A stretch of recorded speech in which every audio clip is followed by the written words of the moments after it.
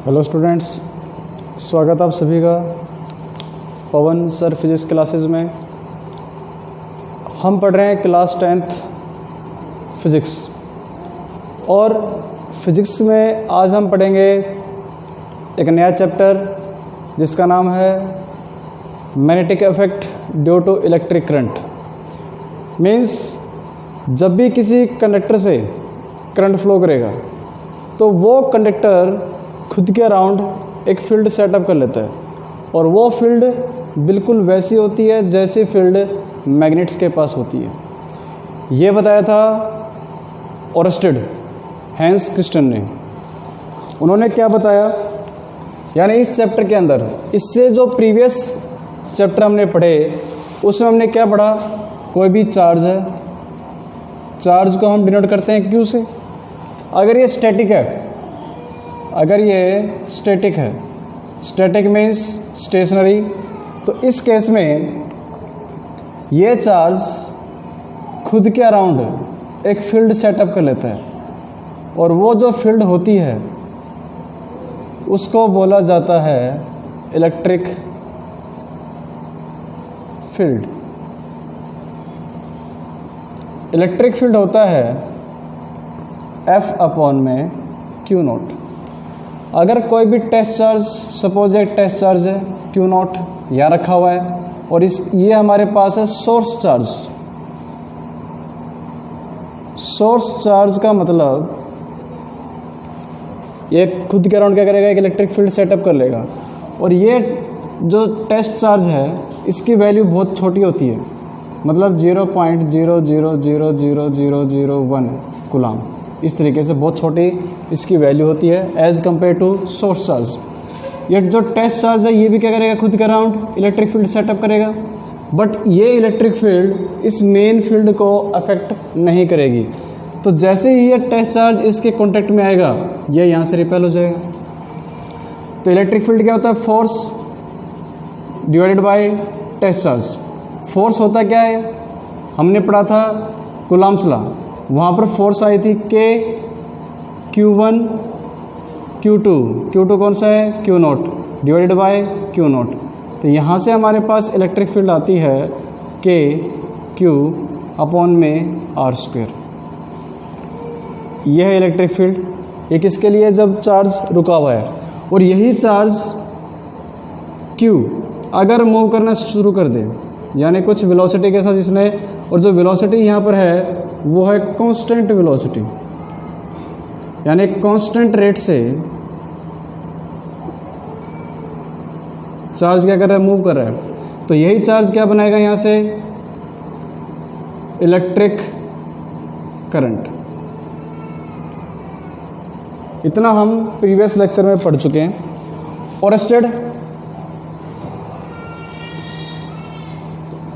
Oersted ने observe किया, suppose कोई भी करंट कैरिंग कंडक्टर है, करंट फ्लो कर रहा है इस तरीके से I, ये हो गया Q, इलेक्ट्रॉन्स इस तरीके से मूव कर रहे हैं,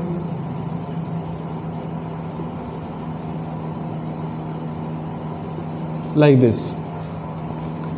एक चार्ज रखा हुआ है Q।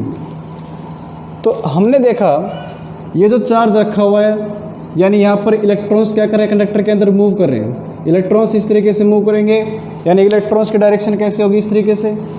तो करंट क्या होगा, opposite to the flow of electrons. एक चार्ज रखा हुआ है Q और चार्ज क्या है, रेस्ट पर है। तो ऑब्जर्व किया कि इसके ऊपर इस करंट कैरिंग कंडक्टर का कोई इफेक्ट नहीं होता, ये एज इट इज़ ऐसे रखा रहेगा। सेकंड उसने क्या किया, जो करंट कैरिंग कंडक्टर था, यानी इसमें इलेक्ट्रॉन्स मूव कर रहे हैं इस तरीके से, करंट की डायरेक्शन होगी इस तरीके से, और यहाँ पर एक चार्ज रखा हुआ है Q।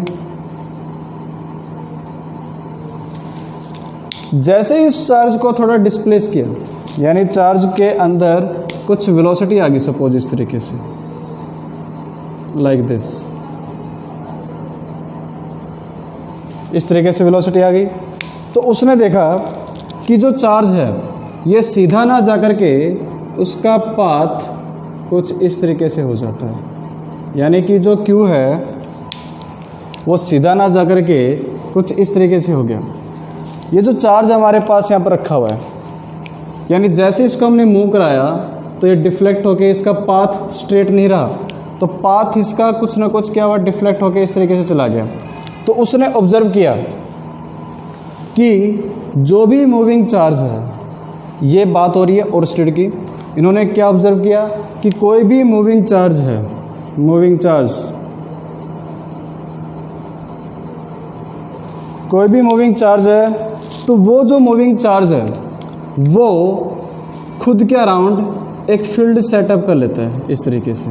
यानी कोई भी मूविंग चार्ज हो गया, इस तरीके से चार्ज मूव कर रहा है क्यों, कुछ वेलोसिटी के साथ। ये जो मूविंग चार्ज है ये खुद के अराउंड क्या करेगा, एक फील्ड बना लेता है, और वो जो फील्ड होती है वो फील्ड बिल्कुल वैसी होती है जैसी फील्ड मैग्नेट्स के पास होती है। तो यहाँ से आइडिया आया कि moving charge produce magnetic field, यानी कोई भी मूविंग चार्ज है वो क्या करेगा, मैग्नेटिक फील्ड प्रोड्यूस करेगा। तो ओरस्टेड का एक्सपेरिमेंट यही था।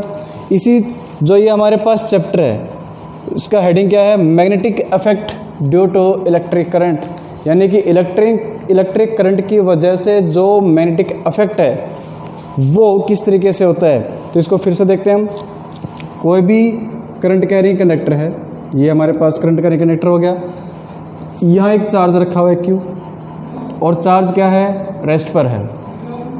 अब ये जब रेस्ट पर है तो इस करंट कैरिंग कंडक्टर का कोई भी इफेक्ट नहीं हो रहा है, नो इफेक्ट, इसका कोई इफेक्ट नहीं है इस रेस्ट चार्ज के ऊपर। वही करंट कैरिंग कंडक्टर है और एक हमने चार्ज है उसको क्या किया, थोड़ा मूव कराया। तो जैसे ही हमने इसको मूव कराया तो मूव कराने से क्या हुआ, ये सीधा ना जाकर के इसका पाथ क्या होता है, डिफ्लेक्ट होना शुरू हो जाता है, यानी इसका पाथ में क्या होगा, चेंज आ जाएगा। अगर नीचे की तरफ करेंगे तो किस तरीके से मूव करेगा, उसके जो बेसिक चर्चा है वो हम लेटर जो चैप्टर पढ़ेंगे हम करते जाएंगे। तो चैप्टर का नाम है magnetic effect due to electric current.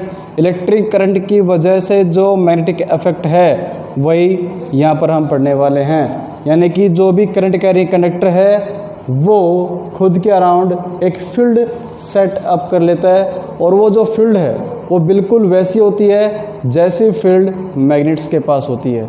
तो यहाँ से हमें क्या पता चला कि current carrying conductor produces magnetic field around it, यानी खुद के अराउंड क्या करेगा, करंट कैरिंग कंडक्टर एक मैग्नेटिक फील्ड सेटअप कर लेगा।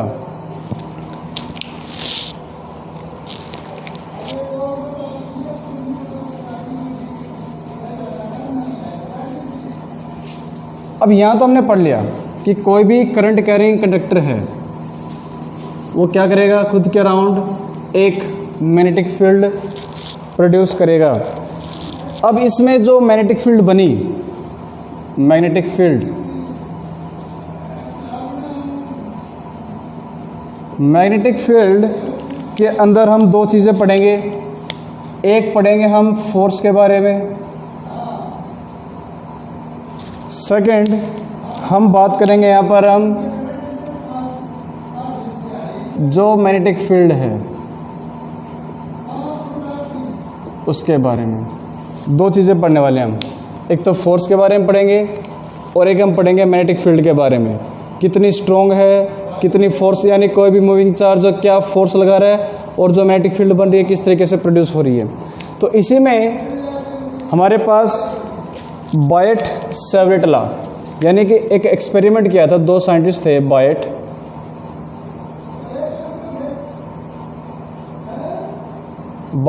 और सेवरेट। इन्होंने क्या एक्सपेरिमेंट किया, इन्होंने एक्सपेरिमेंट किया कोई भी आर्बिट्रेरी करंट कैरिंग कंडक्टर है। आर्बिट्रेरी करंट कैरिंग कंडक्टर का मतलब कोई भी शेप हो सकती है जो करंट कैरी कर रहा है, यानी कोई भी कंडक्टर हमारे पास सपोज वायर है, उस वायर की कोई पर्टिकुलर शेप नहीं है, किसी तरीके से हो सकता है। तो इसको सॉल्व करने के लिए उन्होंने क्या देखा, यानी हम इसमें जो मैग्नेटिक इफेक्ट पढ़ेंगे, इसमें दो चीज़ें मैग्नेटिक फील्ड के अंदर, ये जो मैग्नेटिक इफेक्ट हो रहा है, एक तो फोर्स के बारे में पढ़ेंगे कि जो मैग्नेटिक फील्ड बन रही है वो कितनी फोर्स लगा रही है, और दूसरी कितनी स्ट्रॉन्ग मैग्नेटिक फील्ड बन रही है, कहाँ तक मैग्नेटिक फील्ड बन रही है। दो चीज़ें इसमें पढ़ने वाले हैं हम, एक तो फोर्स के बारे में और एक मैग्नेटिक फील्ड के बारे में पढ़ने वाले हैं। तो बायट और सेवरेट इन्होंने क्या देखा कि कोई भी आर्बिट्रेरी करंट कैरिंग कंडक्टर हमारे पास है, ये आर्बिट्रेरी करंट कैरिंग कंडक्टर, यहाँ पर हमने सपोज इस पॉइंट के ऊपर, ये पॉइंट है P, और इस पॉइंट पर मुझे मैग्नेटिक फील्ड निकालना है। तो वो जो मैग्नेटिक फील्ड है वो किस तरीके से निकलेगा, यानी इसको हम नाम दे देंगे मैग्नेटिज्म।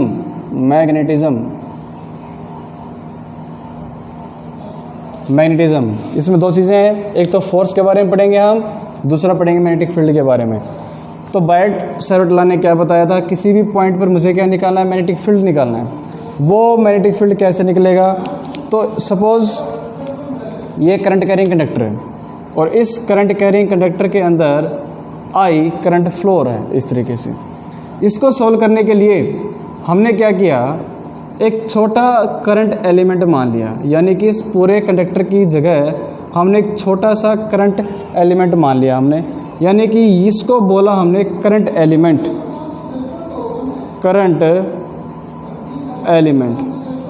करंट एलिमेंट का मतलब इसको, यानी ये पूरे की अगर लेंथ L है, सपोज़ इस पूरे वायर की जो लेंथ है वो क्या है, L है, और ये हमने एक छोटा सा इसका एलिमेंट ले लिया, छोटा सा पार्ट ले लिया, यानी कि वो पार्ट जो फर्दर डिवाइड नहीं हो सकता, जिसका नाम दे दिया हमने DL।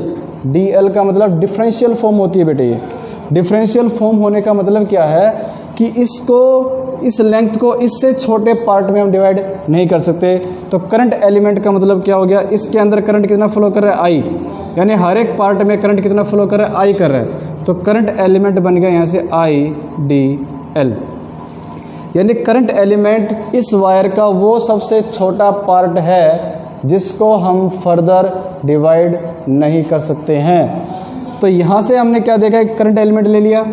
अब ये जो करंट एलिमेंट है, इस पॉइंट पर मुझे क्या निकालना है, मैग्नेटिक फील्ड निकालना है कि इस पॉइंट के ऊपर मैग्नेटिक फील्ड क्या होगी। तो इस पॉइंट पर मैग्नेटिक फील्ड निकालने के लिए हमने क्या किया, इसको ज्वाइन किया इस तरीके से, इसने कुछ एंगल बनाया थीटा। तो करंट एलिमेंट है ये, तो यहाँ से जो करंट मिलेगा हमें, जो मैग्नेटिक फील्ड मिलेगी वो भी छोटी होगी, जिसका नाम हमने क्या दे दिया, DB, यानी मैग्नेटिक फील्ड को हम डिनोट करते हैं B से। और मैग्नेटिक फील्ड क्या होती है, एक वेक्टर क्वांटिटी होती है, इसकी यूनिट टेस्ला होती है। टेस्ला, मैग्नेटिक फील्ड की यूनिट क्या होती है, टेस्ला। DB डिपेंड करेगा करंट एलिमेंट के ऊपर, DB डिपेंड करेगा साइन थीटा के ऊपर, तीसरा DB डिपेंड करेगा 1/r², यानी कि ये जो डिस्टेंस है यहाँ पर हमारे पास है इन दोनों के बीच का, उसके इन्वर्सली प्रोपोर्शनल डिपेंड करेगा। साइन थीटा क्यों, अगर ये पॉइंट यहाँ की जगह यहाँ होता, सपोज यहाँ इस पॉइंट पर होता इस तरीके से, और अब एंगल होना था ये, तो हमने देखा कि जैसे ही पॉइंट को हमने थोड़ा नीचे लेके आए हम इस तरीके से, यानी एंगल बढ़ता जा रहा है। एंगल किस केस में बढ़ता है, साइन जब बढ़ते हैं हम, साइन क्या होता है, साइन थीटा होता है 0, 30, 45, 60, 90, यानी 0 पर 0, यहाँ पर कितना होता है 1/2, यहाँ 1/√2, ये √3/2 और ये 1, यानी कि जो साइन की वैल्यू है वो 0 से लेकर 1 इस तरीके से इंक्रीज होती है। यानी कि जितना एंगल बढ़ता जाएगा, यानी ये 0 डिग्री था, ये 30 डिग्री, 45 डिग्री, 60 डिग्री, 90 डिग्री, जितना एंगल बढ़ता जा रहा है उतने साइन की वैल्यू क्या होती जा रही है, इंक्रीज होती जा रही है। तो ये कब होता है, जब हम बात करते हैं साइन की, इसलिए हमने यहाँ पर क्या लिया, साइन लिया। तो यहाँ से जब DB की बात आती है, यानी DB किसके इक्वल हो गया, directly proportional to IDL sine theta upon में R², ये वैल्यू हो गई।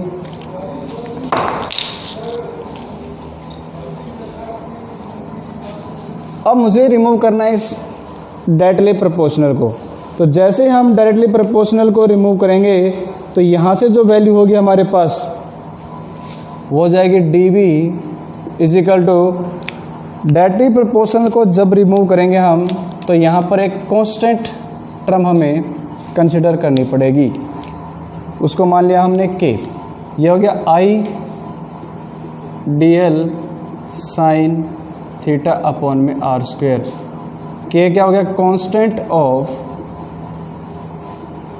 प्रोपोर्शनैलिटी।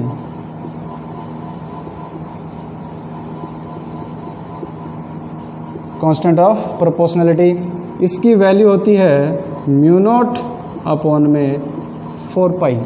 तो यहाँ पर हम वैल्यू पुट करेंगे इसकी हम, तो dB हो जाएगा म्यू नॉट अपॉन में 4 पाई I dl sign theta upon में r स्क्वेयर। ये हमारे पास वैल्यू आ गई dB की। dB मतलब मैग्नेटिक फील्ड, और वो मैग्नेटिक फील्ड जो इस करंट एलिमेंट की वजह से है। तो करंट एलिमेंट क्या हो गया, इस करंट कैरिंग कंडक्टर का सबसे छोटा पार्ट हो गया, और ये जो सबसे छोटा पार्ट है, सबसे छोटी मैग्नेटिक फील्ड कितनी प्रोड्यूस कर सकता है, dB कर सकता है। तो उसकी वैल्यू हमारे पास हो गई ये। अब यहाँ पर अगर हम बात करें तो म्यू नॉट अपॉन 4 पाई, यहाँ पर जो म्यू नॉट आया इसको बोला जाता है, जैसे हमने कूलम्ब्स लॉ पढ़ा था वहाँ पर टर्म आई थी हमारे पास ई नॉट, वो क्या था, वो था हमारे पास इलेक्ट्रिकल परमिटिविटी। ये कहलाती है हमारे पास मैग्नेटिक परमिएबिलिटी।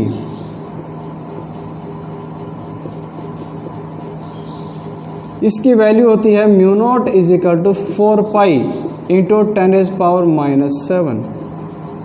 म्यू नॉट की वैल्यू होती है 4 पाई इंटू 10⁻⁻⁷। एप्सिलॉन नॉट की वैल्यू कितनी थी हमारे पास, वो थी 8.85